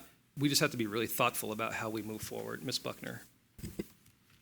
A couple things. First, on the bond issue, I'm feeling some tension on discussing a plan about that is really contingent on a bond that we have not had in a very long time. And so I think it's important for us to name for the community why we're confident now that this bond will pass. So that's the first thing. And I'll pause there if we want to answer that. Well, I believe in the academic vision that's coming forth, and I think, as was stated, it's time for us to give our students the facilities that they deserve, but most importantly, those facilities will help us carry out the academic vision. It's a facility that's designed to help us move toward the kind of academic experience that we want our children to have. And so for me personally, it's my confidence in that vision, knowing that we're doing the right things academically for our children, the experiences that we're providing, the hands-on experiences, the instrumental music, and actually all the fine arts, the world language, all of those things experiences are really valuable to our children and will enhance their learning experience. And so looking at that, in order to help us achieve the project-based learning, having the spaces that we need facilities. And as was already stated, we have not had a bond passed since 1967. And it's just unheard of to see something like that in any school district. And for whatever reason, we've become comfortable with that as if it's okay. You don't expect to see that anywhere else, but it's okay here in KCPS. It's not okay. It's time for us to invest in our kids and to demonstrate that we believe in them. Yes, I think we've always had a very compelling and solid reason as to why we need the bond. I think I'm asking, how can we be confident that this will pass now? So does that mean that our engagement with the community, or is there something like, what is it? How can we be confident that this will pass? Well, there's a whole process that we have to go through before we would even, move toward that. And I'm going to ask Dan if you'll come forward, because he has experience in doing this work. There's a whole process of engagement with the community that will give us an indication of whether or not this is reasonable for us to move in that direction. So that will happen. We won't just go over the bond. We will go through the process that needs to happen prior to that. Yeah, great question, Director Buckner. And I think your question's appropriate for this time exactly. So 18 to 24 months, we talked about the building process of buildings is 18 to 24 months in the current environment that we have. So too is the campaign or the striving for passing a bond as well. 18 months is about appropriate. It's about time that we get past some of these decisions that we have to make that's betterment for our district, and then we start the process starting in January of start talking about and engaging with our community and start talking about what are the visions that we have in relationship to the things we said tonight. If we're going to say STEM, if we're going to say all these problem-based learning activities, what's that environment going to look like for our kids? How do we make that environment for them? And you can't do that in buildings that have an average age of 67 years old. It is not possible. And it's unfair and unequitable for our kid to ask our staff and our kids to do that in an environment where other kids have facilities that are readily available for that academic challenge.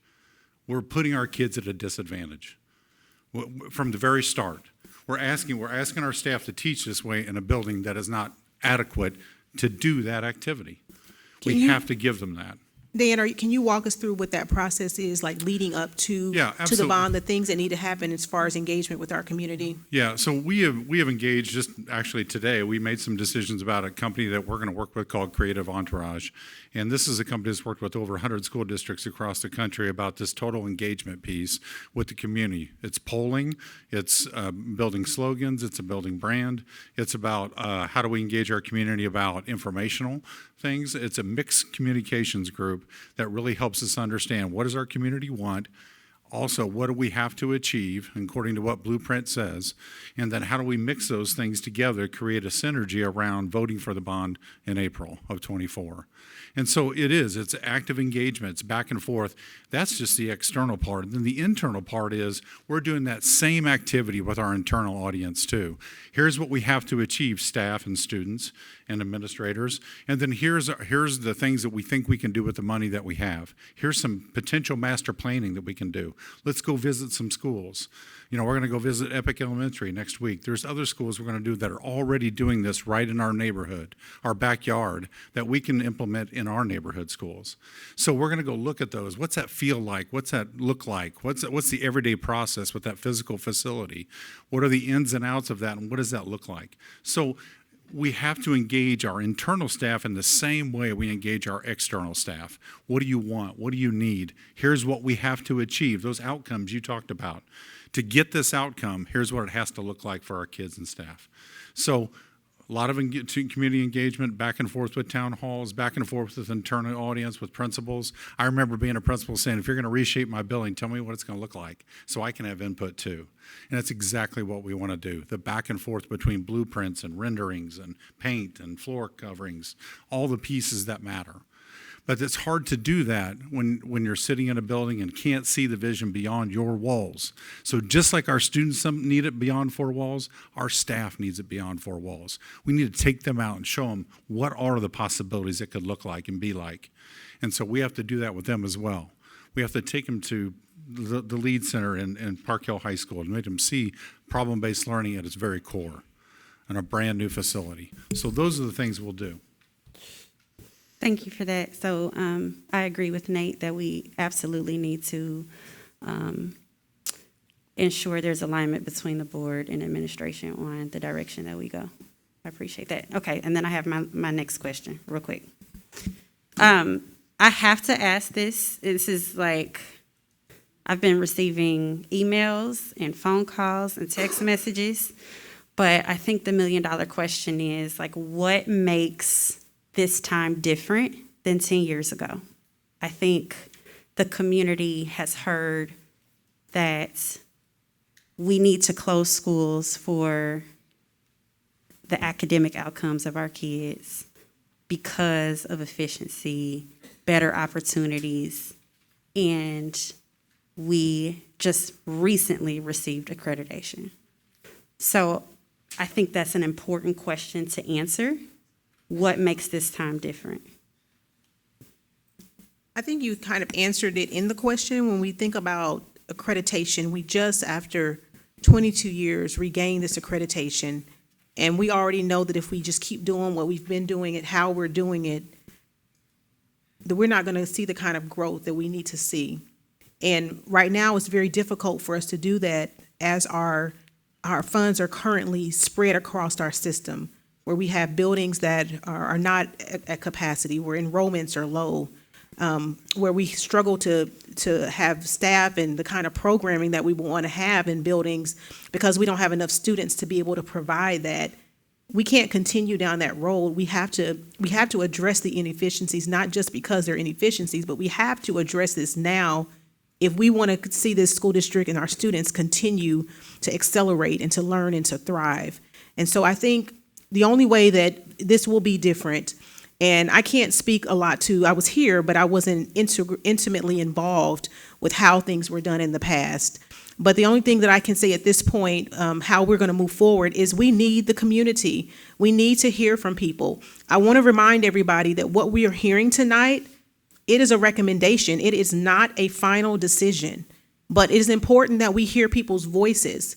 And so when we have opportunities for folks to share their thinking, we welcome that. And the only way, honestly, that we're going to get through this and that it's going to be a difference is if we do it together. If we're divided and divisive around this process, you know what? It probably won't be better. But if we decide that we're going to work together as a community, that we're going to get past whatever differences, things that have happened in the past. I mean, I wish I could answer for the past. I cannot. I cannot answer for the past. All I can do now is look forward and ask everybody else to join us as we look forward. To join us and give us your thoughts. Share your thinking, share your concerns. But at the end of that, we also have to know and understand that a decision will need to be made. And whatever decision is made, somebody's going to be uncomfortable. There's going to be discomfort in this process. But if we work together, and you know what? Don't do it for me. Don't even do it for the board. Do it for our children. Do it for them. If we really care and we want to see something different, let's do it together. So all I can promise is that I'm open to that. That's all I can give right now. I'm open to that. There's nothing else I can promise. Because really the only way it's going to happen if we decide to do it together. And if we don't, guess what? It's going to flop. I can tell you that already. Because that's what's happened in the past. We've got to decide that we're going to be a different KCPS. We're going to be a different city. We're going to put kids first, not just say we put them first, but we're going to actually put kids first. Set our agendas down. And hey, if KCPS, if we fail in some way, I have no problem saying I'm sorry. No problem. I'll accept if we make mistakes. I'll declare it. We made a mistake and we'll step back from that. We'll try to honor people's voice. But you guys, we are at a critical point. We're either going to do this and maintain our accreditation, but not just maintain it. We want to thrive. And the truth is, we need the support of the community. We need some of you helping us. I just had a meeting not long ago with the group. I want them to come into our schools to help us. We cannot do this work by ourselves. I'm not going to pretend that we can. We need you. Everybody in this room, I'm glad that you're here. I wish I could see you every board meeting. I'm glad you're here because we need you. If we want to see what's best for the kids here in Kansas City Public Schools, we must do it together. That's the only answer I have, guys. That's all I have.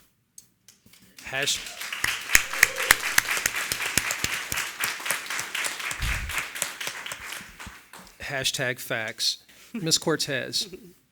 So I really want to follow on to Dr. Collier's comments and to your question. I don't think we can make the community promises, right? We can't guarantee that we'll get a bond issue passed unless every single one of us is part of that process. So I think part of the answer is how will we do it together? If we require what I think are kind of false promises to move forward at this stage, then we're handicapping the whole process. And so I think we need to talk about what that partnership at each stage has to look like. But I do think that, we can't promise that we're going to get a bond issue passed. We can promise that we'll do everything within our power to partner with the community and move mountains together. But that, I think we have to avoid, in fact, we have to explicitly avoid the false promise, because I think that's part of what gets boards and organizations in trouble. So this might be the cynic in me, but I would also like to see, if we don't have this bond pass, what would the plan be? It would likely be that we have to continue with what we have, or look at continuing what we have, or phase one. That would be it. Phase one. Ms. Ford. So something that's kind of top of mind for me when I think about the presentation tonight, I feel like when we talked about the academic vision, I could see the students at the center of that conversation. I feel like they were driving everything that was presented. There's a little bit of a disconnect when we get to the building conversation. I understand the realities of all of the facts, the buildings, the condition, the numbers, the enrollment, all of those things that are not new, that's not new information to us. We've been projecting this out for years. But when we talk about buildings, it seems like the people, the students mainly, are absent from that conversation. So that's really, I think, really challenging to continue having the conversation of that in that manner. I think another piece that is still really, really worrying me, I know we've been slow walking this process over the few years, and now that we're here, it doesn't make it easier to digest. The piece that you mentioned as in terms of disruption, I think was kind of thrown in there as like a minor factor, kind of at the end of the conversation. And the disruption piece of the conversation, the harm piece of the conversation is something that's still really, really sitting with me and one of my greatest, I guess, struggles in this entire conversation. I understand that we are leading with equity, and that's a big part of our conversation. But I just wonder how much in our leading with equity and incorporating equity are we also potentially creating more inequitable things for students. And so those are still a lot of the worries that I have. I love that you mentioned, Dr. Collier, that this is just a recommendation. I think that needs to be shouted out. I think it's kind of already been determined that decision it is what it is. The recommendation is what it is. And I think we do need to know that we still are at the recommendation phase. And I've gotten a question over the last few days, like, do we feel like we've done all that we can? Do we feel like we've exhausted every option? Have we looked at every possible scenario besides going down this closure route? And so I think over the next couple of months, that'll definitely be something that would be really helpful for the board to continue to hear feedback from the community, and then also exploring and making sure that there's no other option besides going down this route. And I wonder what maybe the middle is versus the extreme. So by leading in, and I say this with all due respect, I think this is the middle of what we've presented. You know, the math problem of this is a really simple math problem. What's not lost on me is the political science and the emotional connection that this is tied up inside of. And when we talk about the buildings, Ms. Ford, you're absolutely correct. It kind of becomes impersonal at that point because it is bricks and mortars and enrollment, those types of things, facility condition scores. It is not lost on us at all, the emotional side that does play into this. But, you know, I would say, and if you go back and look at some of the scenarios that were originally proposed, you'll see that this is a drifting toward the middle. And part of that is what we at MGT have thought from the academic vision that has been proposed by the district that is so well thought out is this is an opportunity for the district to contract a bit to begin to grow again. And if it contracted too much, then there's no room for that. And it really does just look like, to the point that you made, Ms. Buckner, that we're just cutting for cutting's sake, and we're not doing it because of a really well thought out, coherent vision. Because the academic vision of the district, that's what I would say is the difference between 10 years ago, is there's a real clear, concise reason of why we're moving in this direction and what we see as the outcomes for that. Because what you saw tonight when those questions were asked, there were outcomes that the district was looking for. And, you know, as any good person will say, well, let me show you. And they were there. So I know Dr. Brown wanted to say something as well. And I'll just answer a few questions at once. One is, what has to make this difference is how you empower the community. It's not enough to just ask for participation, but fully empowering folks to voice and be a part of the process. The other thing is again, to Dr. Razor's point, buildings don't make great student performance. It really is teaching and learning and the resources that students have. The last thing I'll share is that there's a whole piece that's not here yet and it's missing. If this was approved, these are recommendations. Whatever plan you approve, at whatever point you approve that, the amount of time that went into this, double that time should now be in implementation. So when you talk about the point earlier about transportation, how you now support students who are going 22 minutes further than they were before, what does that support look like, both for the actual change but also the emotional impact that has? And so just as much effort has to be put into that process and the design and sensitivity for every single member of the community, each one of whom has different needs and different impacts, is what's going to ultimately make this successful for the long term. No, go ahead, Ms. Felicity, because I want to I want to make sort of three proposals to close this out. So if you've got something, go ahead.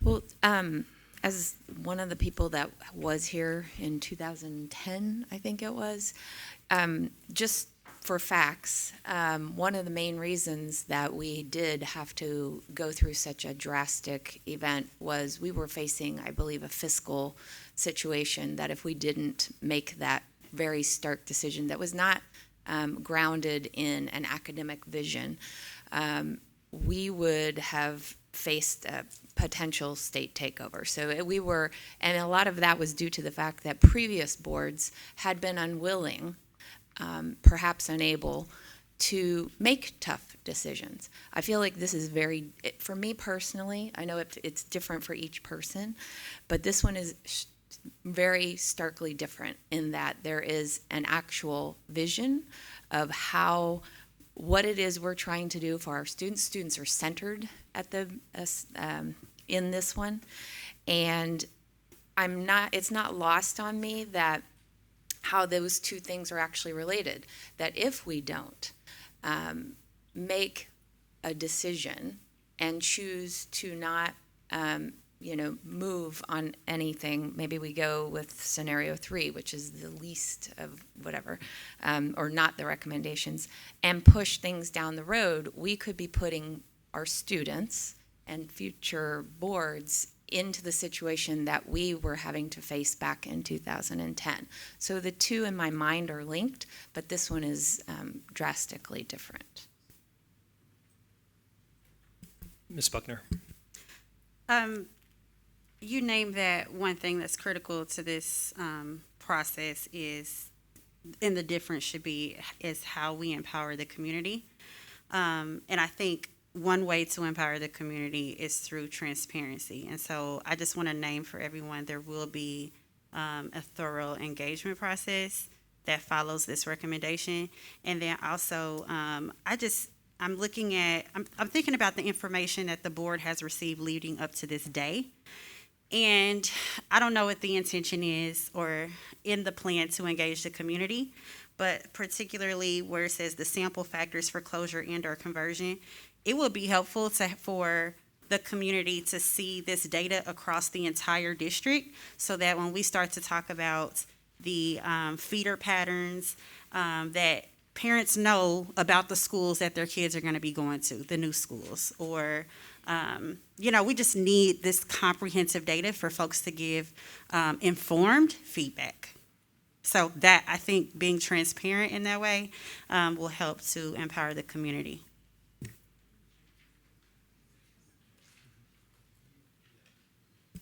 Any other questions, comments from anyone else? Just real quick. Okay. So three things kind of stand out for me that I think I would propose to Dr. Collier, you and the MGT team and others working on this, particularly in the community engagement period between now and December 14th and it touches on some points I think that Ms. Buckner made, some that Ms. Ford made, as well as let's elevate the transition plan as part of the conversation, right? Instead of having it sit in the background as this thing that the district knows that they're going to do, let's make it an active part of the conversation so people can understand if my school is closing or consolidating with another school, what does that actually mean for me as a parent, as a student, et cetera? And then elevate the outcomes piece of this as well, right? So people know this academic vision isn't just, again, words on a piece of paper. It's if we do A, we get B, right? and make them SMART goals, obviously, in my old corporate life, specific, measurable, attainable, realistic, and time-bound. So people get it, they can see it, they understand it. And then the final thing I'd say is elevate and elaborate visually on these things, right? So I think about this slide 36, which is the facilities that support the academic vision slide. It's a great visual, but it doesn't mean anything if you don't put it in context with the schools that are being impacted and what we're trying to achieve through the plan. I mean, it's great that we've got a sense of place and multiple levels of engagement. Okay, but I'm a parent, my kid's going to this school now. Are they going to get to operate in those spaces? So I think that visual representation of like where we're going is super helpful for people, because we're not all learners through just reading words on a page. Some of us are very visual learners. Some of us are audio learners, et cetera. So that I would make those 3 recommendations to try to hit some of these like really big things that we want to go communicate really, really clearly as we go get this out there and over the next couple of months. Okay, thank you guys. I appreciate it. Yep. Dr. Collier, I think you're going to close us out with your remarks and next steps. Do next steps. I think I've had enough remarks. So we've kind of already talked a little bit about this. I stated this is a recommendation, not the final decision. And I really like this idea of empowering the community. And I want to say that I want to hear you all's voices. I want you to be a part of this. And I want you all to, if there are things that you think we need to do differently, you can share that. I welcome that. I want to hear it. We want to make sure that this process is one that is transparent and one that people can have some sense of confidence in. And as I stated before, if this is going to be successful, we are going to have to do this together. And I'm hoping that everybody is on board with that we will do this together once again, not for us as adults, but for our children. So there are some community meetings that are coming forward, and on the next slide, you'll see them all listed, and I believe we shared those dates as well with you all. I think we had handouts as folks came in with all of those dates. We welcome you to be here at these meetings, to share. If you cannot come, if you want to share it in writing through our Let's Talk, please do, or email. However it is you want to get your thoughts to us, please reach out and share, but we would love for you to be here at the community meetings so that we can kind of hear one another, that we're hearing the comments from various areas of our community, because sometimes we can have blinders on and only see our perspective, but it's important that we're hearing each other in this process. So I want to encourage you to be there. Also, we are going to have staff meetings with our staff members, because we know, once again, this is a challenging process for our staff as well. So beginning tomorrow, we will be visiting with all of our impacted staff, but then we will be having lunch meetings with all of our staff across the district, because really this plan will impact all schools in some way, some form. Not sure what's going on with the slides. And then we're going to have those student town halls. We still didn't make it back to the slide, but that's okay. The student town halls, once again, I want to just highlight again that I think student voice is probably the most important in this process. I don't want our students lost, their voices lost. And so we are going to be engaging all of our students around this process, visiting all of our secondary schools in particular, and really giving them an opportunity to weigh in, to see what is being recommended, and hearing what they have to say about this. The transition teams that we talked about a little bit, we will be able to lay out for you all what those transition teams will look like, the kinds of things that will happen to help us with having a smooth transition. And so once again, if there are ideas around ways that you think this would make this work in a more seamless fashion, we welcome that, but we are working toward that end as well, making sure that we have teams in place for all of our impacted schools. And then also the plan for retaining all of our teachers and school-based staff. We know that there's a lot of angst and concerns that come along with any kind of plan like this, but we want to make clear to all of our school-based staff that we plan on retaining. We're not laying off. Number one, we're in the middle of a national teacher shortage, and what I've told our teams, if we decide to lay off teachers in a national teacher shortage, we deserve what we get. We need all of our teachers. We need you. And so we are retaining all of our school staff. Will we have surplus? Probably so. That's not a bad thing. That's a good problem because we know that our students have a lot of academic needs, and that will give us an opportunity to really have highly effective certified staff helping students one-on-one, small group learning, keeping our class sizes small. We don't want to pack our class sizes out where it makes it difficult for teachers to teach. That doesn't benefit anyone. So we're trying to work hard to make sure that we maintain our class sizes and keep them at lower levels so that good instruction can continue. But we are retaining all of our school staff in this process, and we have already shared that information via video with our staff who maybe are at home watching. An email and a video went out to you to let you know, but we're going to reiterate that when we come out to schools even tomorrow, and making sure that we continue to communicate that throughout this process. So, I don't have the clicker. The next slide are those dates. So you can see there all of those engagement opportunities which we invite you to be a part of. Great, thank you, Dr. Collier. And now we'll move on to the least exciting part of the entire conversation tonight. No offense to anyone, but we don't have any ad hoc committee reports tonight, so we will skip that and move straight into. Oh, we do. Oh, yeah, I'm sorry. I totally forgot about SSC. Sorry. Well, I'll turn it over to Ms. Ford for an update on the superintendent search. Apologies. Hello, everyone. As we shared a few weeks ago in our press release, the board is planning to do a national search for our next superintendent. In our last board meeting, we shared we were in the interview process for a search firm that was going to support our efforts. I wanted to inform you all that we have concluded that process. We are now doing the reference checks as well as doing our contract negotiation with our search firm. Once we are through that process, hopefully that will happen over the next week or so, we will be sharing that information publicly. What the firm is, as well as any initial information that we have about the actual search process. We'll be sharing that in future board meetings, as well as the website that has been created for all of our superintendent search updates. That web address is www.kcpublicsschools.org/SUPTSEARCH. Thank you, and I lied. That was super exciting.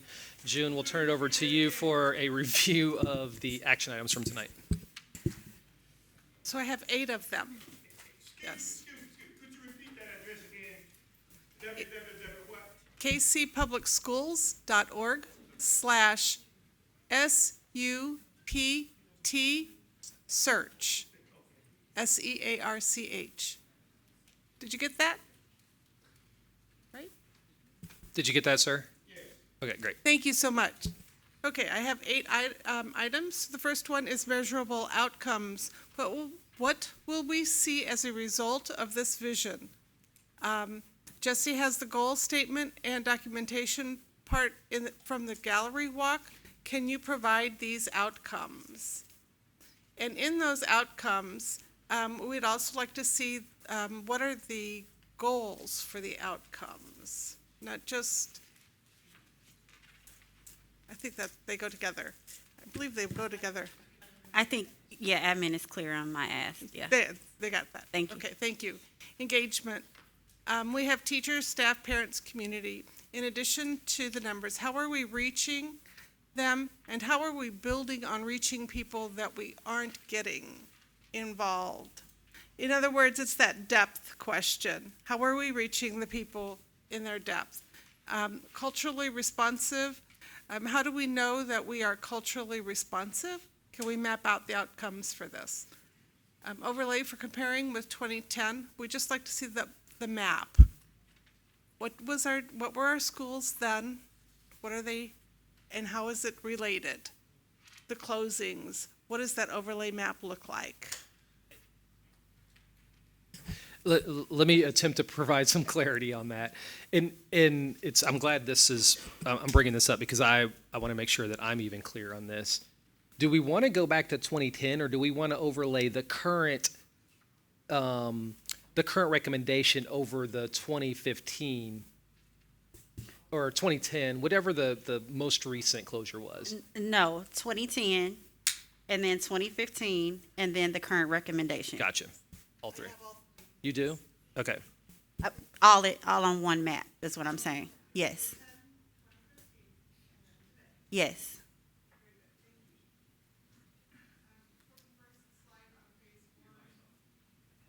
Okay. Now we'll do that. From the first slide on phase one, add the transition plan regarding Central and Southeast High School. Regarding benchmarks, what are the benchmarks or experiences that the students are not able to see? And how are they going to be impacted by what we are wanting to do? What are the experiences that the students don't have right now that they don't know that they don't have because of the building size and the building type? Is that right? Yes. Benchmarks was the word you used. And then the last one is provide comprehensive data from all of the schools so that the parents know where the students are going and what that data looks like. Who was that one? Do you know? Yes, I'm going to follow up in an email just so my questions are clear and we don't take up anybody's Perfect. time. Thank you very much. I have 200 characters to put that whole note in. Okay, well, Dr. Collier, if I can say your name correctly, we'll turn it over to you to close us out. All right, our next board meeting will be October 26th, 2022, and currently the business items that we have on the agenda are Children's Center for the Visually Impaired at $854,000. Also, the VOCA grant for $1,376,086, and then Blue Cross Blue Shield of KC at $24,200,000. All right. Anything else for the good of the order? Not seeing anything. Thank you guys. Appreciate it. We're adjourned.